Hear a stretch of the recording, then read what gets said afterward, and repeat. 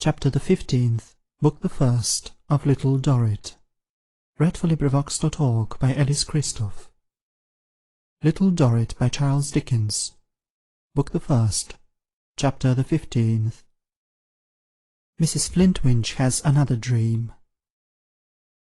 The debilitated old house in the city, wrapped in its mantle of soot, and leaning heavily on the crutches that had partaken of its decay, and worn out with it, never knew a healthy or a cheerful interval, let what would betide. If the sun ever touched it, it was but with a ray, and that was gone in half an hour. If the moonlight ever fell upon it, it was only to put a few patches on its doleful cloak, and make it look more wretched. The stars, to be sure, coldly watched it when the nights and the smoke were clear enough, and all bad weather stood by it with a rare fidelity. You should alike find rain, hail, frost, and thaw lingering in that dismal enclosure, when they had vanished from other places; and as to snow, you should see it there for weeks, long after it had changed from yellow to black, slowly weeping away its grimy life. The place had no other adherents. As to street noises, the rumbling of wheels in the lane merely rushed in at the gateway in going past, and rushed out again, making the listening Mistress Affery feel as if she were deaf, and recovering the sense of hearing by instantaneous flashes. So with whistling, singing, talking, laughing, and all pleasant human sounds. They leaped the gap in a moment, and went upon their way. The varying light of fire and candle in Mrs. Clennam's room made the greatest change that ever broke the dead monotony of the spot. In her two long narrow windows the fire shone sullenly all day, and sullenly all night. On rare occasions it flashed up passionately, as she did, but for the most part it was suppressed like her, and preyed upon itself evenly and slowly. During many hours of the short winter days, however, when it was dusk there early in the afternoon, changing distortions of herself in her wheeled chair, of Mr. Flintwinch with his wry neck, of Mistress Affery coming and going, would be thrown upon the house wall that was over the gateway, and would hover there like shadows from a great magic lantern. As the room-ridden invalid settled for the night, these would gradually disappear, Mistress Affery's magnified shadow always flitting about last until it finally glided away into the air, as though she were off upon a witch excursion. Then the solitary light would burn unchangingly, until it burned pale before the dawn, and at last died under the breath of Mrs. Affery, as her shadow descended on it from the witch region of sleep. Strange, if the little sick-room fire were in effect a beacon fire, summoning someone, and that the most unlikely someone in the world, to the spot that must be come to. Strange, if the little sick-room light were in effect a watch-light, burning in that place every night until an appointed event should be watched out. Which of the vast multitude of travellers, under the sun and the stars, climbing the dusty hills and toiling along the weary plains, journeying by land and journeying by sea, coming and going so strangely, to meet and to act and react on one another, which of the host may, with no suspicion of the journey's end, be travelling surely hither? Time shall show us.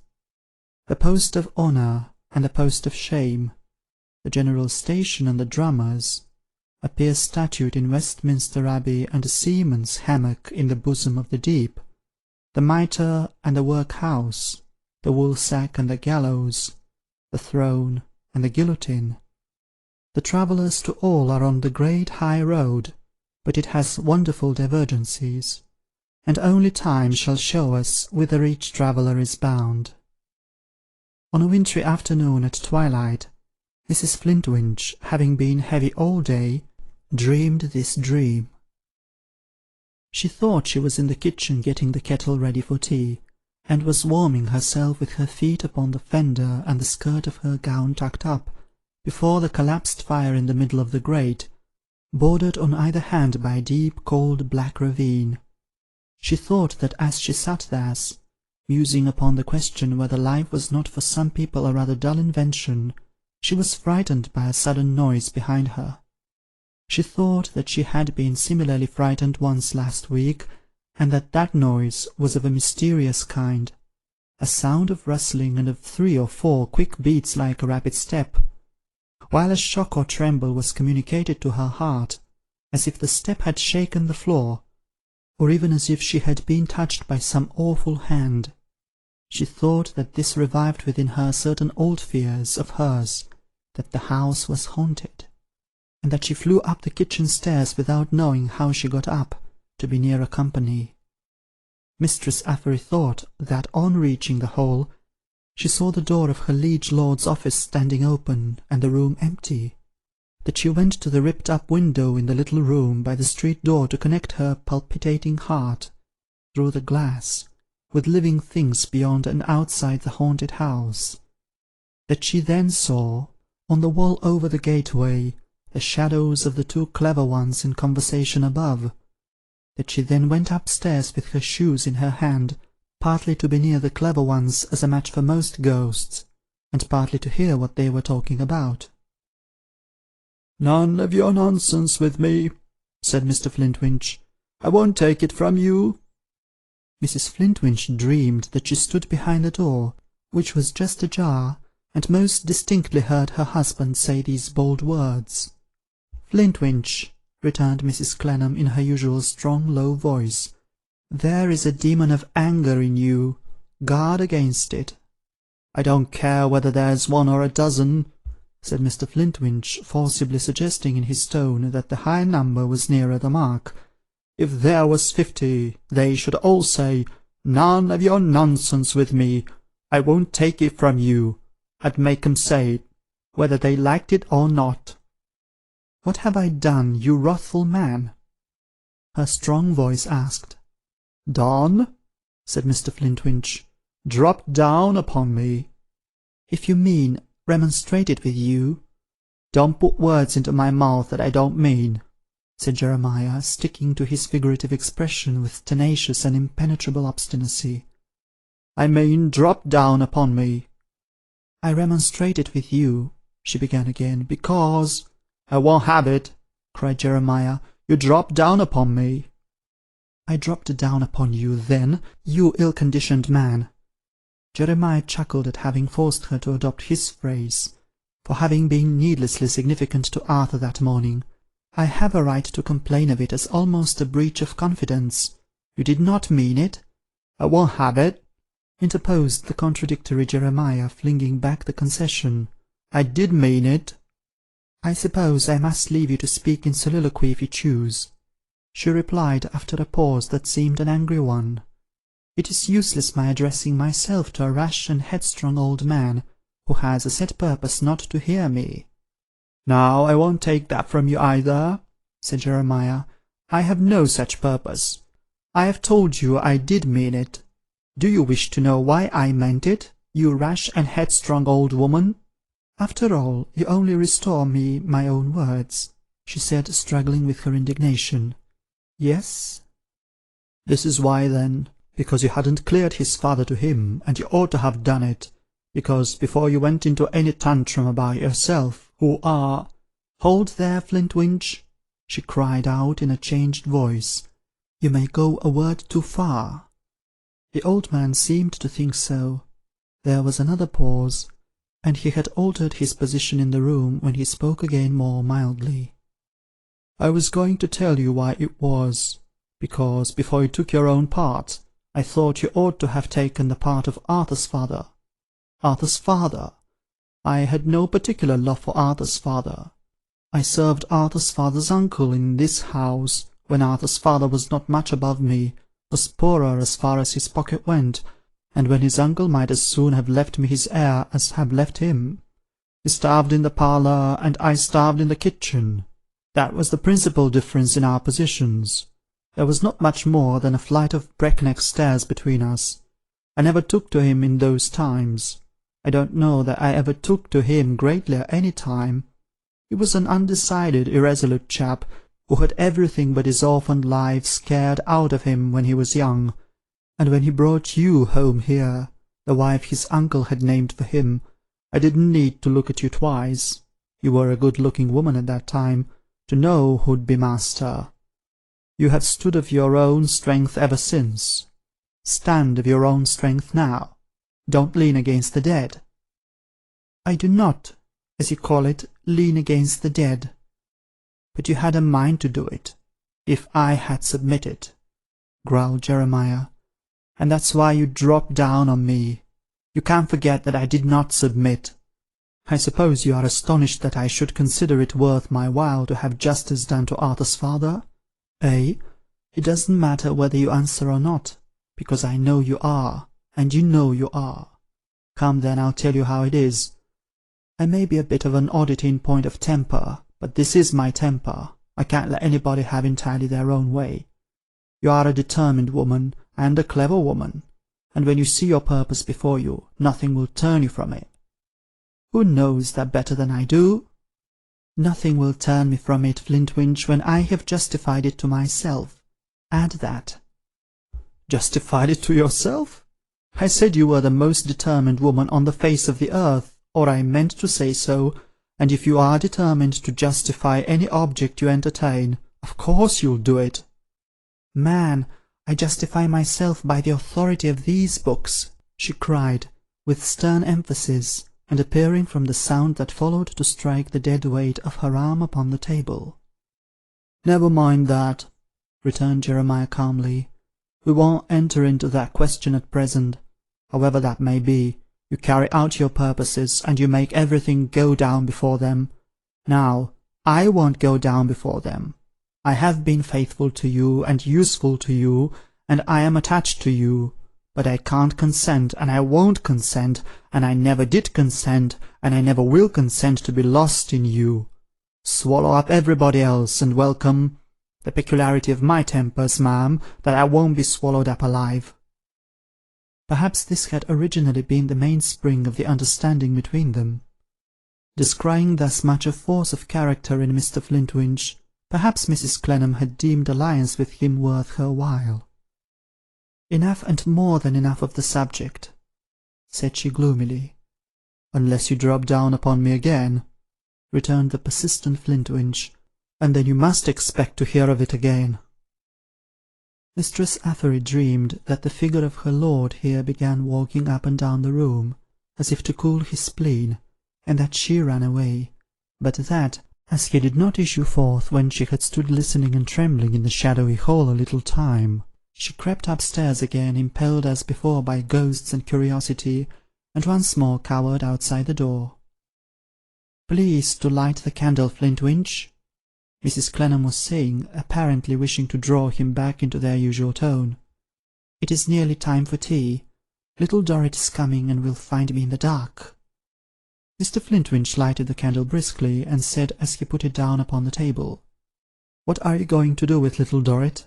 Is she to come to work here for ever? To come to tea here for ever?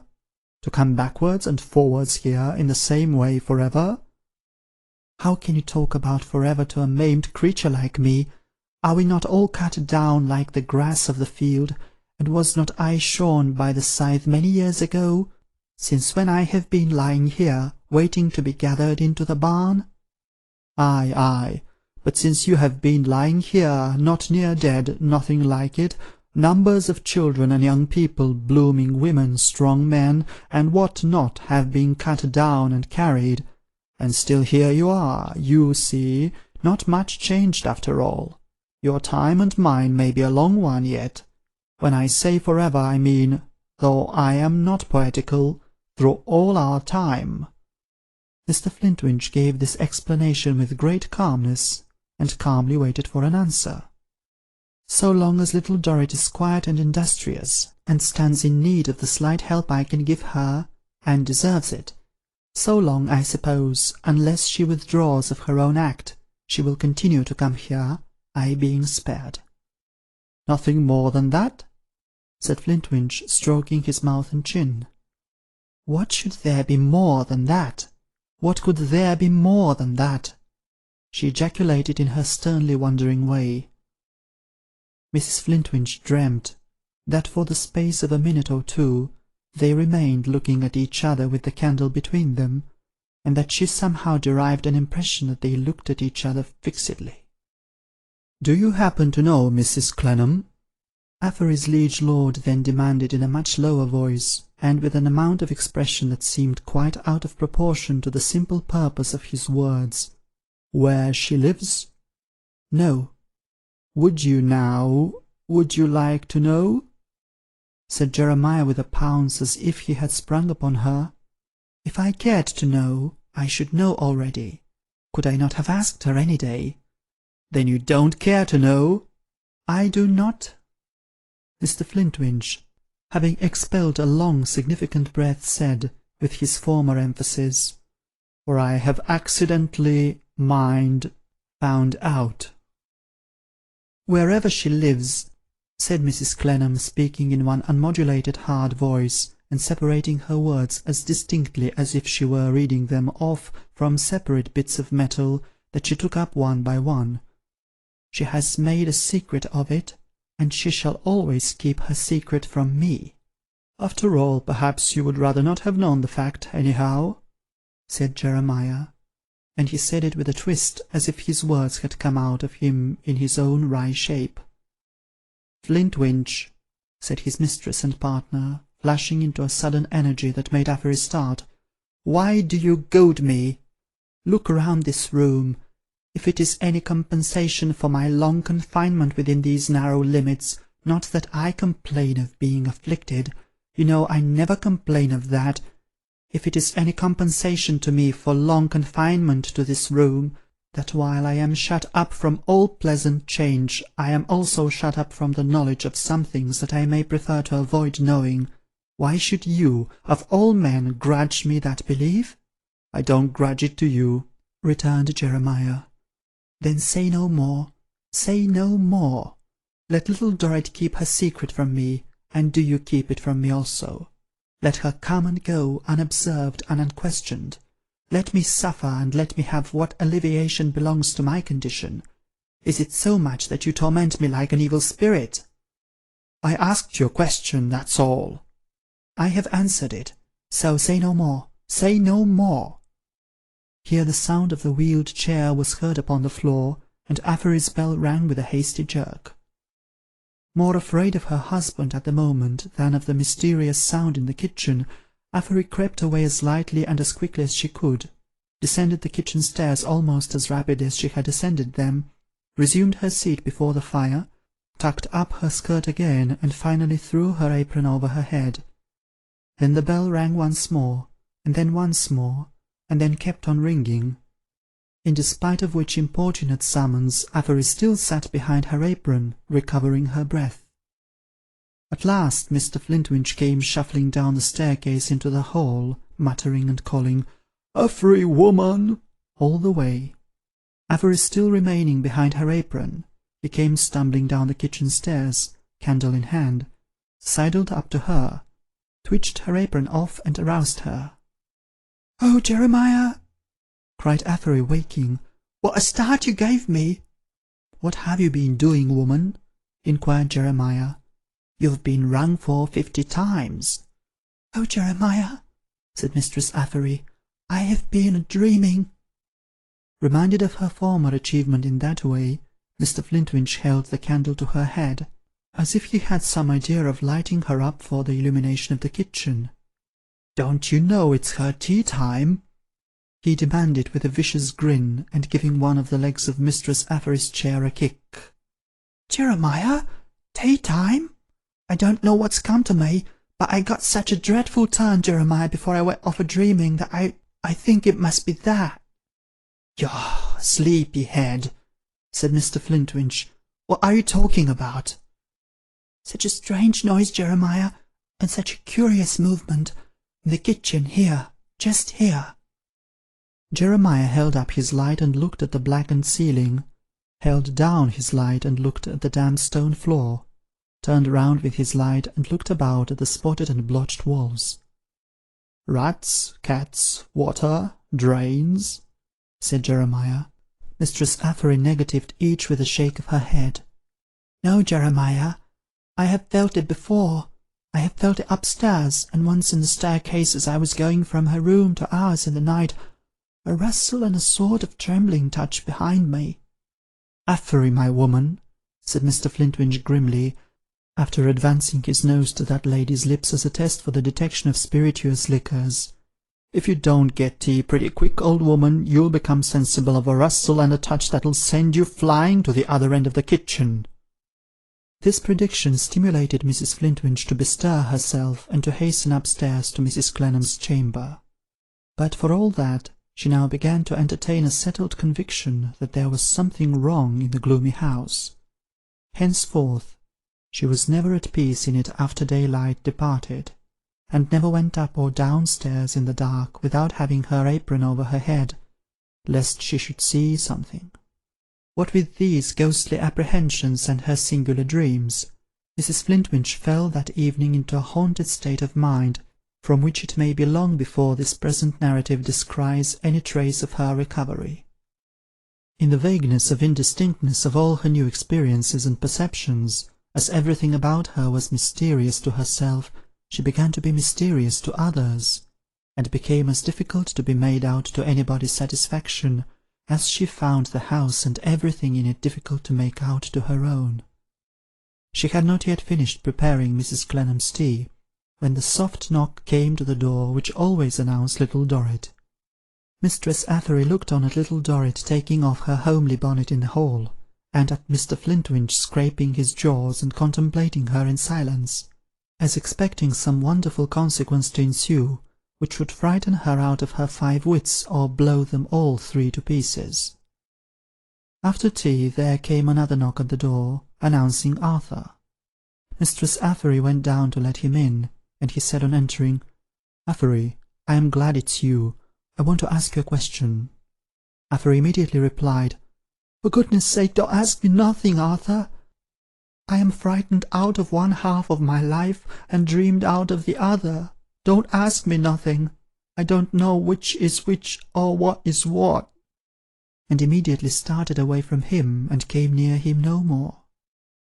Mistress Affery, having no taste for reading, and no sufficient light for needle-work in the subdued room, supposing her to have the inclination, now sat every night in the dimness from which she had momentarily emerged on the evening of Arthur Clennam's return, occupied with crowds of wild speculations and suspicions respecting her mistress and her husband, and the noises in the house.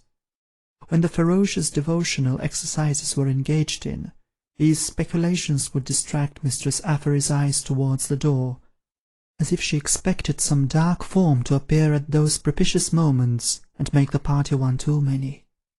Otherwise, Affery never said or did anything to attract the attention of the 2 clever ones towards her in any marked degree, except on certain occasions, generally at about the quiet hour towards bedtime, when she would suddenly dart out of her dim corner, and whisper with a face of terror to Mr. Flintwinch, reading the paper near Mrs. Clennam's little table, "There, Jeremiah! Now, what's that noise?" Then the noise, if there were any, would have ceased, and Mr. Flintwinch would snarl, turning upon her as if she had cut him down that moment against his will. "Affery, old woman, you shall have a dose, old woman, such a dose. You have been dreaming again." End of chapter the 15th, book the 1st. This recording is in the public domain.